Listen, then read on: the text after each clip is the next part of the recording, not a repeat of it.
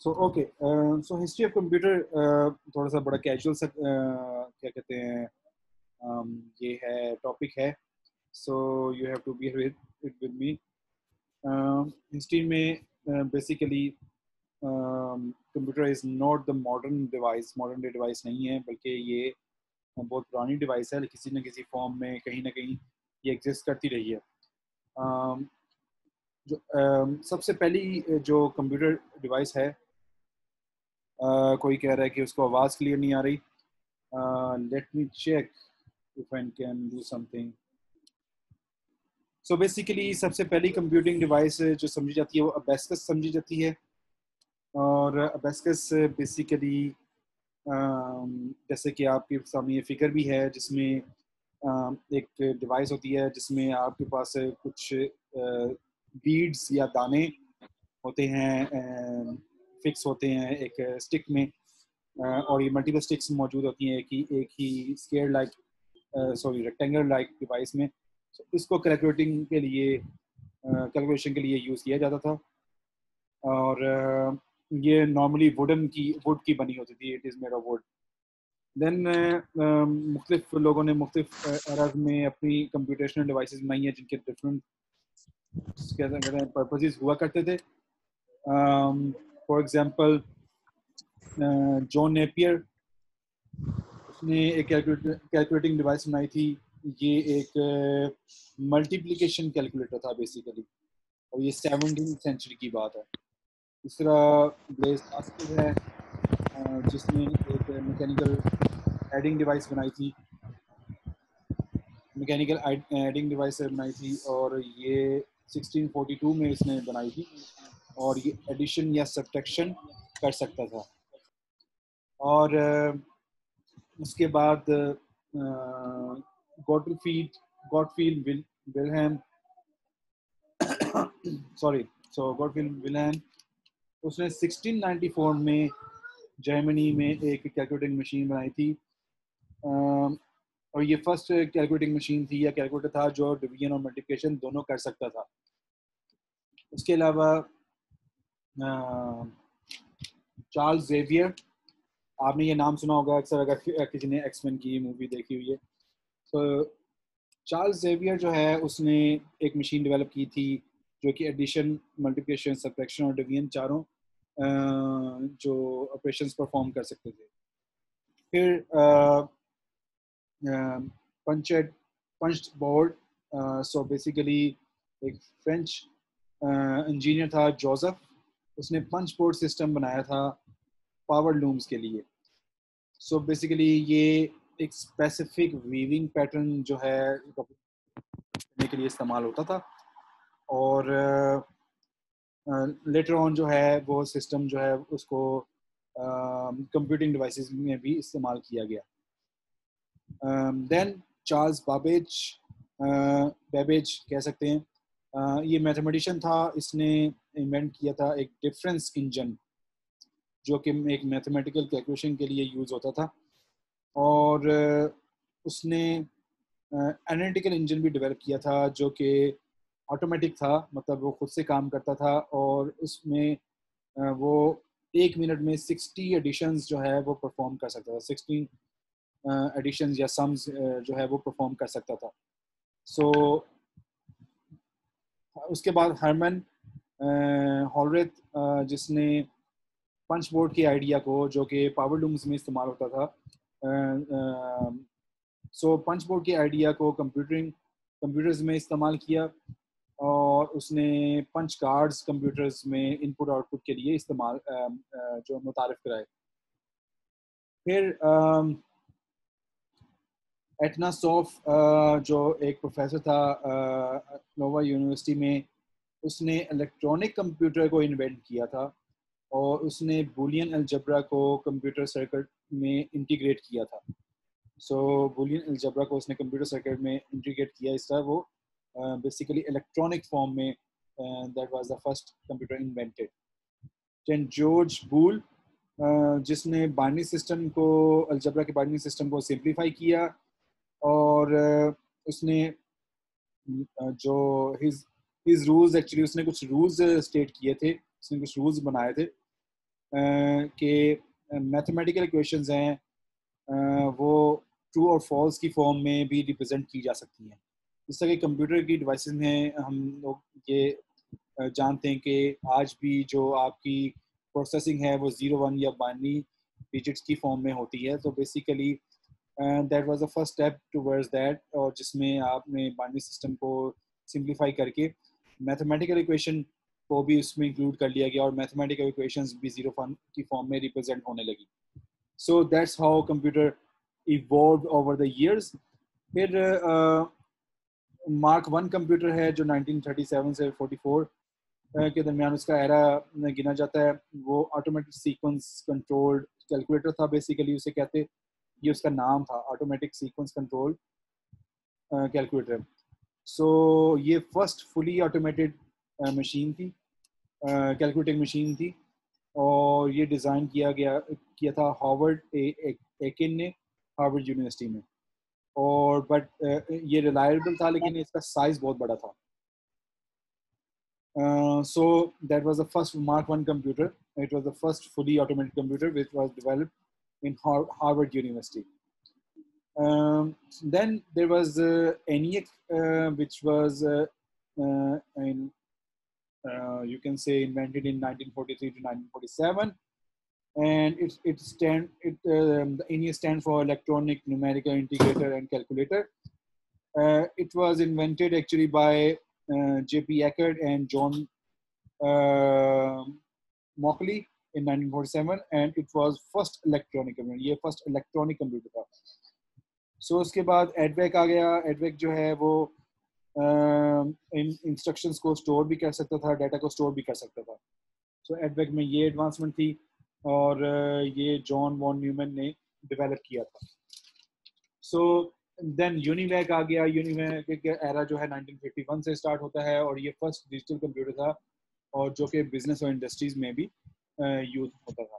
सो ये थी कंप्यूटर की ब्रीफ सी हिस्ट्री। मेरे ख्याल में आज यहीं तक रखते हैं, क्योंकि ये ज़रा काफ़ी बोरिंग स्टफ है। अगर कहते तो आगे पढ़ लेते। ठीक, ओके। सो बेसिकली हम जनरेशन ऑफ कंप्यूटर की बात कर रहे थे। सो नॉर्मली जनरेशन की जब हम बात करते हैं टेक्नोलॉजी में, सो जनरेशन्स में एक इम्पोर्टेंट बात मद्देनजर रखनी चाहिए कि जब भी कोई मेजर टेक्नोलॉजिकल एडवांसमेंट होती है तो that is called a generation, और वो मेजर टेक्नोलॉजिकल एडवांसमेंट जो है एक एरा तक चलती है, उसके बाद बिल्कुल यकसर टेक्नोलॉजी चेंज हो जाया करती है। जिस तरह आप अक्सर 2G 3G 4G 5G ये जो इंटरनेट की आप जो है जनरेशन से को देखते हैं। Just wait for a while, I have to take a call, I will pause there. Generation of computer की बात कर रहे थे हम लोग। So first generation of computer जो कि 1942 से 55 तक गिना जाता है, उसमें यूनिवैक है, और उससे रिलेटेड उसके बाद में आने वाले कंप्यूटर्स। इनमें एडवांटेज क्या था? अगर इनकी बनावट की बात की जाए तो इनमें वैक्यूम ट्यूब्स जो हैं वो इस्तेमाल होती थी एज अ इलेक्ट्रॉनिक कंपोनेंट, और इसकी वजह से वैक्यूम ट्यूब टेक्नोलॉजी की वजह से it was made possible that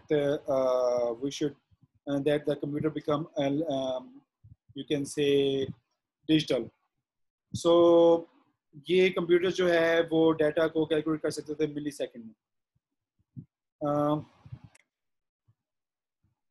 सो मैंने बताया कि फर्स्ट जनरेशन ऑफ कंप्यूटर्स, उसके एडवांटेजेस में ये था कि उसमें वैक्यूम ट्यूब टेक्नोलॉजी थी, और वैक्यूम ट्यूब टेक्नोलॉजी की वजह से इट वाज मेड पॉसिबल कि आप इलेक्ट्रॉनिकली जो है डाटा को कंप्यूटेशन को कर सकें, और ये डाटा को मिली सेकेंड्स में कैलकुलेट कर सकता था। सर जी जी सर जी वैक्यूम ट्यूब टेक्नोलॉजी बता दें सर, ये नहीं समझ आई। वैक्यूम ट्यूब की सॉरी क्या बता दूं? वैक्यूम ट्यूब टेक्नोलॉजी क्या थी? वैक्यूम ट्यूब वैसे एक डिवाइस होती है वैक्यूम ट्यूब, उसमें वैक्यूम होता है और उसमें से इलेक्ट्रिकल चार्जेस जो हैं वो क्या ट्रैवल करते हैं। लेकिन एग्जैक्टली वो कंप्यूटर के साथ कैसे इंटीग्रेट होता था ये एग्जैक्टली इतनी डिटेल में मुझे नहीं पता। हाँ, अगर आप कहते हैं तो मैं उसकी वीडियो कोई या मुझे पुराना लिटरेचर मिल जाए तो I can share it with you. But right now हमें सिर्फ इतना पता है कि आजकल के कंप्यूटर्स में जैसा ट्रांजिस्टर्स हैं, सर्किट्स हैं, तो उस वक्त वैक्यूम ट्यूब्स हुआ करती थी, ठीक है। और उस वक्त डिजिटल या कैलकुलेट इलेक्ट्रॉनिकली किसी चीज़ को रन करने का यही एक मेथड था कंप्यूटर्स को। लेकिन उसका डिसएडवांटेज ये था कि उसकी वजह से कंप्यूटर्स काफ़ी बड़े बड़े थे, उनका साइज़ काफ़ी बड़ा था और वो बहुत ज़्यादा एनर्जी लेते थे क्योंकि उससे हीट प्रोड्यूस होती है वैक्यूम ट्यूब से। और एनर्जी भी उनको उतनी इलेक्ट्रिसिटी भी चाहिए होती थी और उनको उसके अलावा कूलिंग सिस्टम वहाँ पे होना ज़रूरी था जहाँ पे ये कंप्यूटर्स होते थे। मतलब दे वर नॉट लाइक के आप एक डेस्क पे रख सके, they were huge computers. Then air conditioning नहीं है या सिस्टम ज़्यादा हीटअप हो जाता तो उस वजह से या कोई वैक्यूम ट्यूब खराब हो जाती या जल जाती हीट ओवर हीटिंग की वजह से, तो you have to constantly change it या maintain it. So that's why actually ये कंप्यूटर्स उतने रिलायबल नहीं थे कि आपने एक प्रोसेसिंग के लिए कोई चीज़ लगाई हुई है कैलकुलेशन के लिए, तो मीन वाइल ओवर हीटिंग की वजह से आपको सिस्टम बंद करना पड़ गया या सिस्टम फेलियर हो गया, हार्डवेयर फेलियर हो गया। सो दैट्स वाई जो है वो उसकी मेंटेनेंस काफ़ी कॉस्टली थी। और प्लस इसलिए कि कमर्शियली भी जब उनको आप प्रोड्यूस करते थे किसी बिग इंटरप्राइज के लिए तो वो इतना सूटेबल नहीं रहता था। सो आप ये कह सकते हैं कि उस दौर में ज़्यादा काम इसलिए भी मैनुअल होता रहा कि human calculation was considered as more reliable और टाइम सेविंग और लेस कॉस्ट कंज्यूमिंग। जो ह्यूमन बेस्ड जो वर्क है वो कैलकुलेशंस हैं वो ज़्यादा कम टाइम लेती थी और कम कॉस्ट उस पर लगती थी क्योंकि उसमें मेंटेनेंस कॉस्ट नहीं आती थी। लेकिन जो आपको मिलती थी क्या कहते हैं मशीन या कंप्यूटर, उसमें आपके पास जो है कॉस्ट बहुत ज़्यादा बढ़ जाती थी उसकी मेंटेनेंस की। सो these were some of the highlights of first generation of computers. उसके अलावा इनपुट के लिए उसमें माउस या कीबोर्ड नहीं हुआ करते थे बल्कि पंच कार्ड्स हुआ करते थे। तो पंच कार्ड जो है उससे फेमिलियर होना आपको ज़रूरी था अगर आप इन कंप्यूटर्स में इनपुट देना चाहते हैं। सो उसके अलावा वर्सटाइल नहीं थे। वर्सटाइल से मतलब ये कि they can not perform variety of work. Normally वो एक किस्म का काम करने के लिए वो फिक्स होते थे। So that's why there were number of advantages of that era. So second generation computer जो कि 1955 से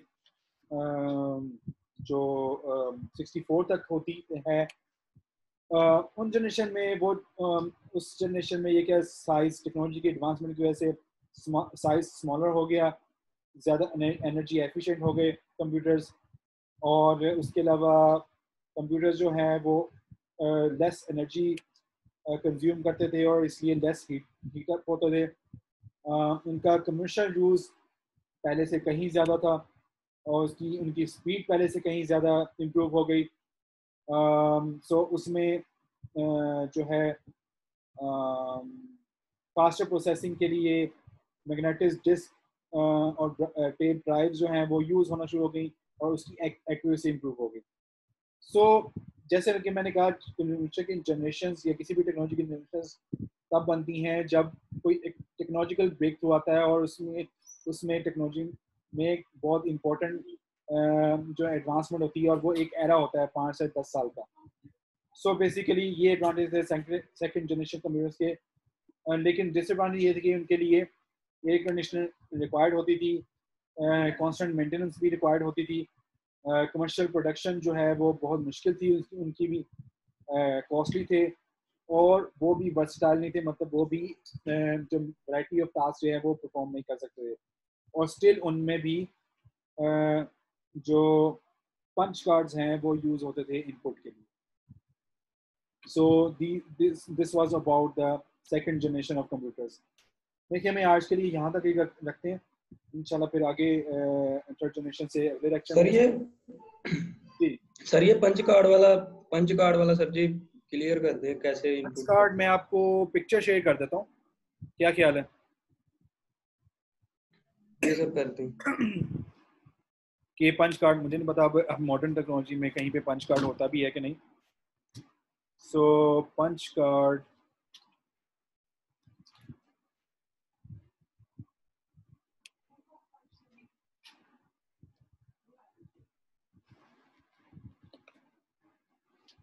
ओके सो पंच कार्ड की पिक्चर्स में जस्ट वो आ रही हैं मोस्टली उसकी आउटपुट, लेकिन एक पिक्चर मुझे मिल गई है कहीं से, लेट्स सी।